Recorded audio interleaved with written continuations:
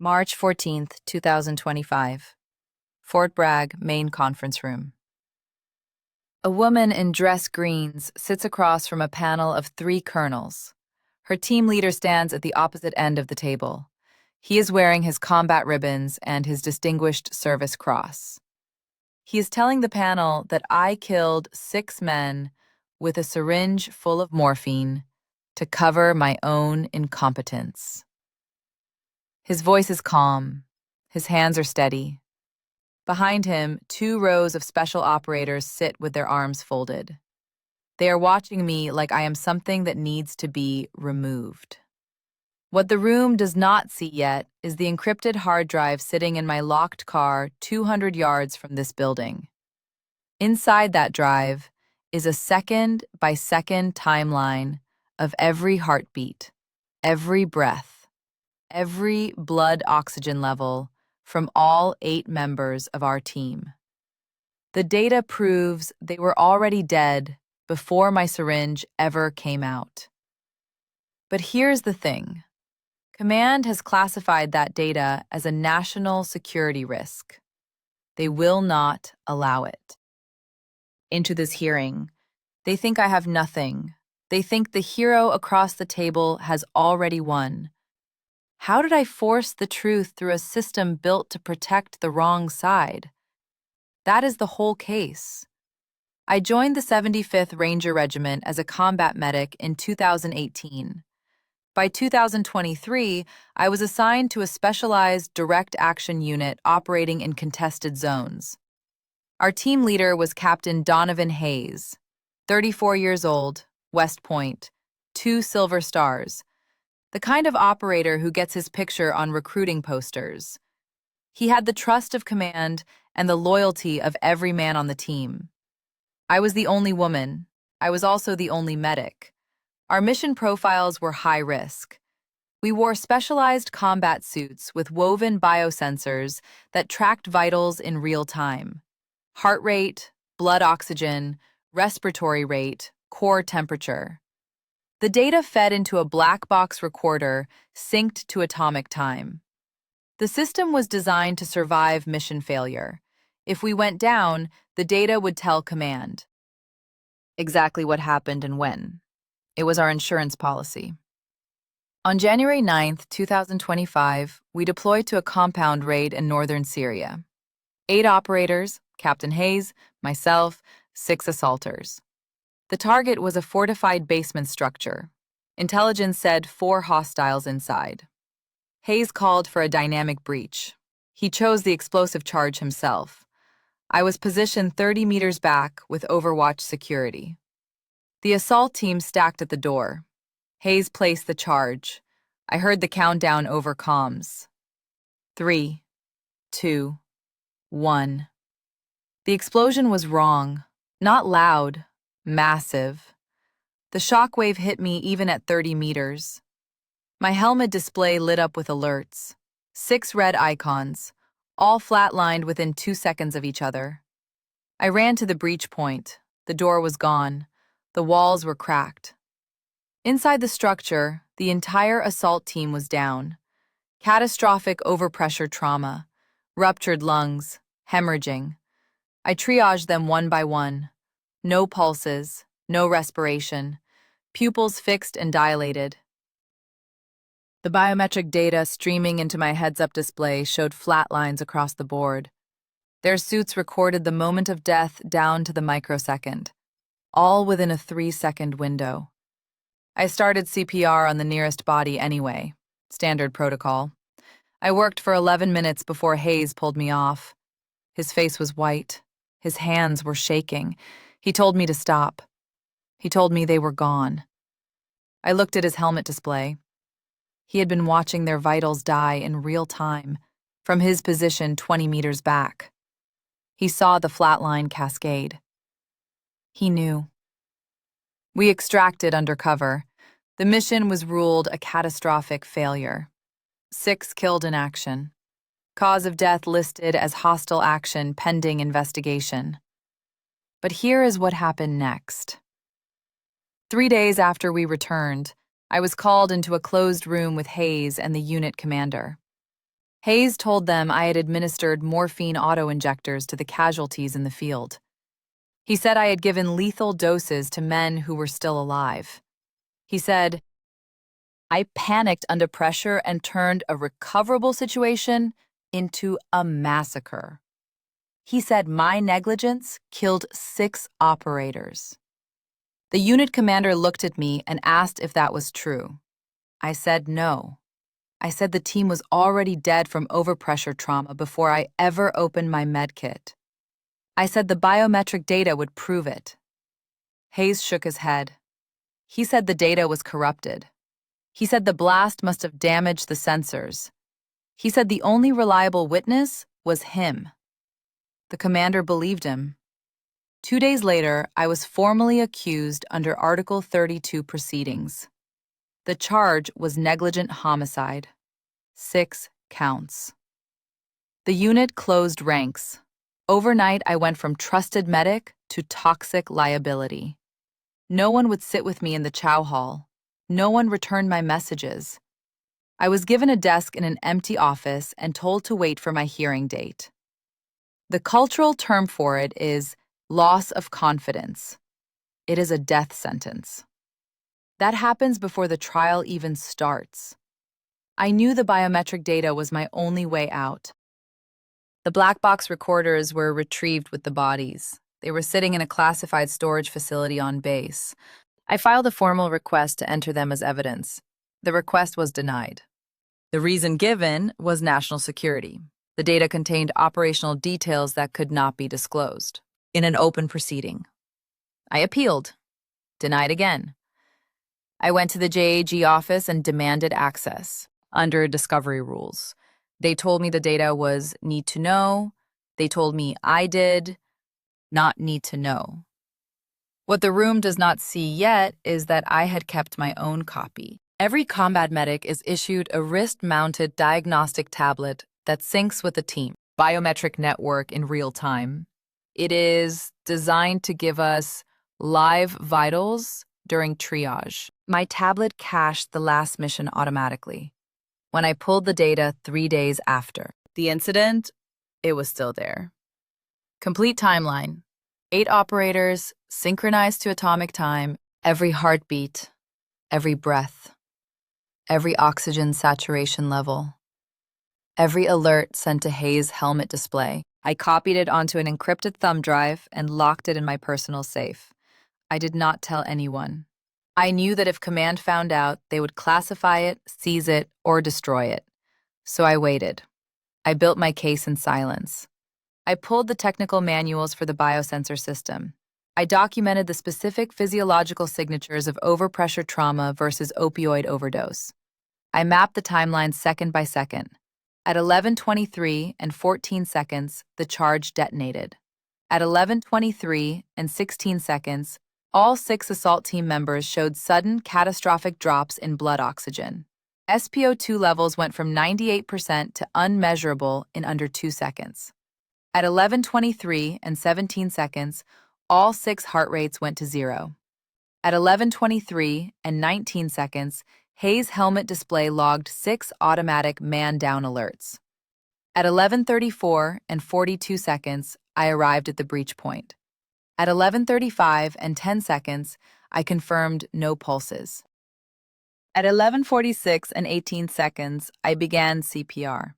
At no point did I open my medical kit. At no point did I deploy a syringe.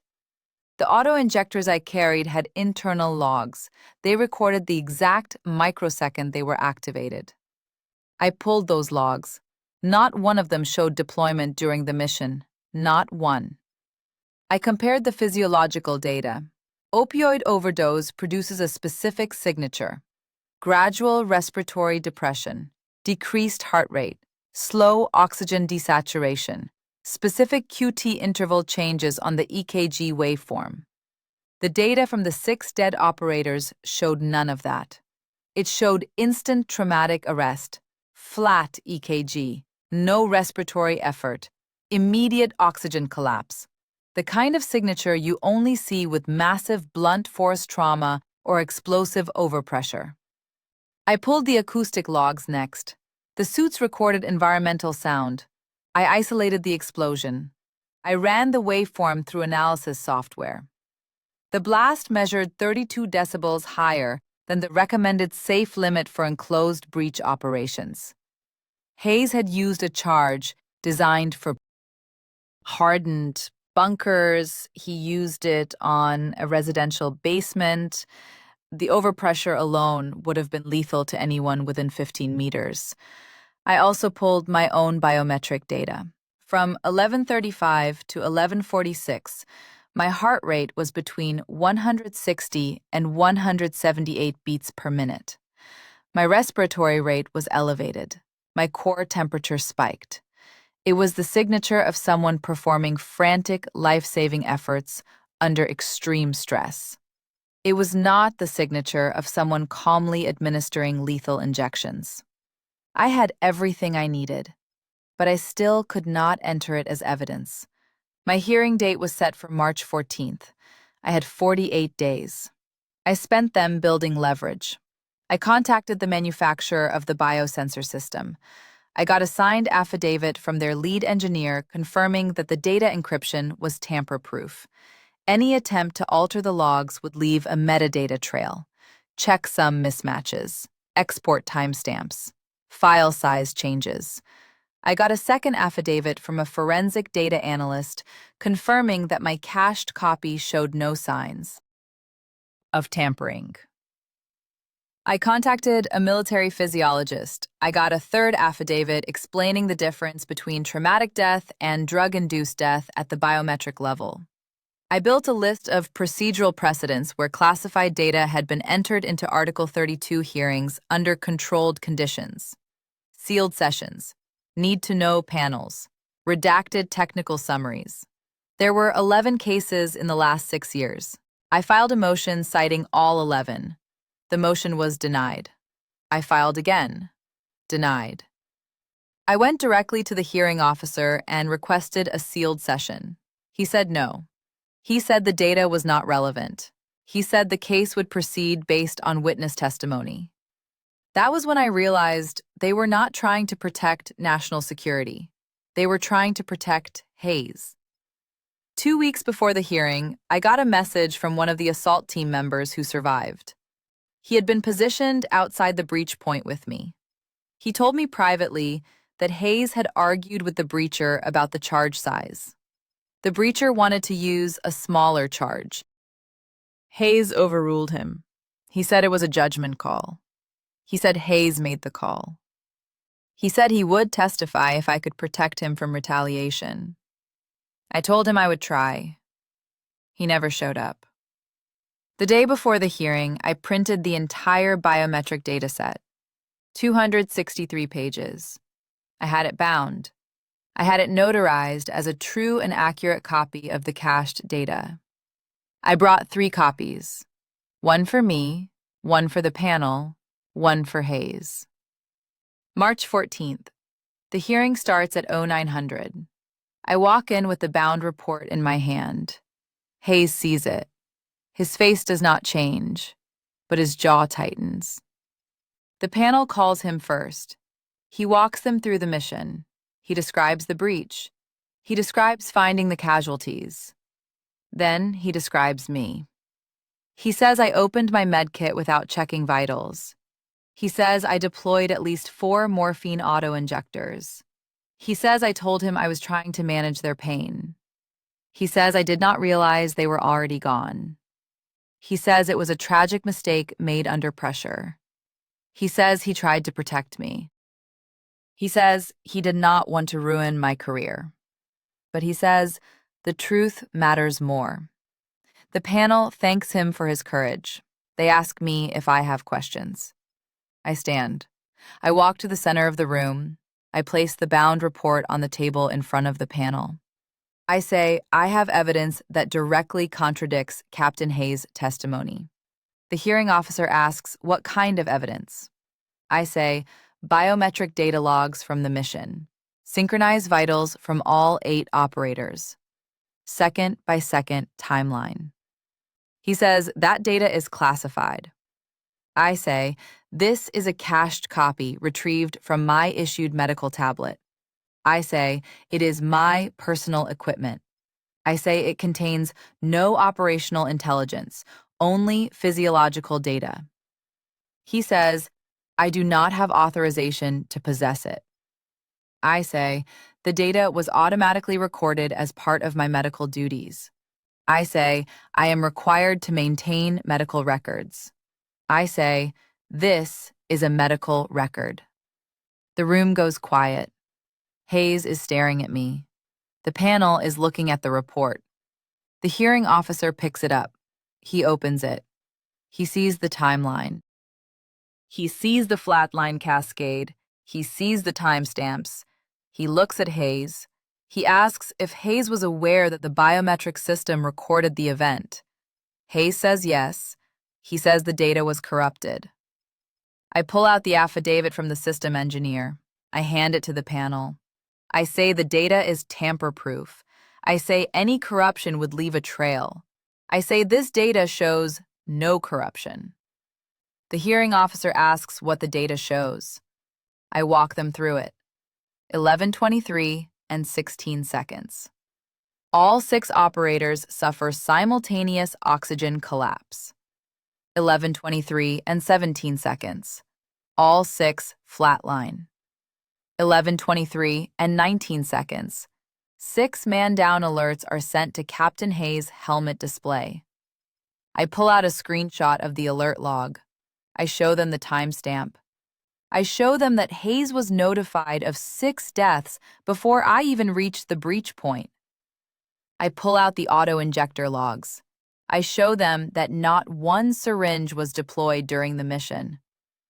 I pull out the physiological analysis. I show them the overpressure signature. I show them the absence of any opioid footprint. I pull out the acoustic data. I show them the blast measurement. I show them that the charge Hayes selected exceeded safe limits by 32 decibels. I place my own biometric data on the table. I show them my heart rate during CPR. I show them the signature of frantic, life-saving effort. Then I stop. I look at Hayes. I ask him one question. I ask him when he knew they were dead. He does not answer. I ask him again. I say his helmet display logged the alerts at 11:23 and 19 seconds. I say he watched them flatline in real time. I say he knew they were gone 11 minutes before I started CPR. I ask him why he let me work on dead men. I ask him why he told command I killed them. He still does not answer. The panel asks him to respond. He says the data must be wrong. He says the sensors were damaged. I hand the panel the tamper-proof affidavit. I hand them the metadata analysis. I hand them the engineer certification. The hearing officer closes the report. He looks at Hayes. He asks if Hayes selected the breaching charge. Hayes says yes. He asks if Hayes was advised the charge was too large. Hayes hesitates. He says it was a judgment call. The hearing officer asks if Hayes received the man-down alerts on his display. Hayes says yes. He asks why Hayes did not mention that in his initial statement. Hayes says he did not think it was relevant. The room is silent. The panel dismisses us. 4 days later, I receive the ruling. All charges dropped. Insufficient evidence. No finding of wrongdoing. But here is what happens next. The unit commander calls Hayes into his office. He tells him the biometric data has been reviewed by an independent board. He tells him the board found that the charge selection was inconsistent with standard breach protocols. He tells him that his judgment is now in question. He tells him he is being reassigned. Hayes is transferred to a training command stateside. His next deployment is canceled. His name is quietly removed from the promotion list. The operators who sat behind him in the hearing stop returning his calls. 6 months later, I receive a letter from the Army. It thanks me for my service. It tells me that my medical records have been audited. It tells me that my actions during the mission were consistent with standard care protocols. It tells me that no further action will be taken. It does not apologize. It does not admit the accusation was false. It just closes the file. I leave the regiment 4 months after that. Honorable discharge. I do not attend the unit ceremony. I do not say goodbye to Hayes. I take the encrypted drive with me. I keep it in a safe in my home. I do not ever want to use it again, but I will never delete it. Sometimes the most powerful thing in a room is not rank. It is not loyalty. It is not the ribbons on a man's chest. It is proof. Cold, specific, undeniable. The kind of proof that does not care who you are or how many people believe you. The kind that just sits on a table and tells the truth second by second, until the lie has nowhere left to go. If you want the next case, stay with the channel.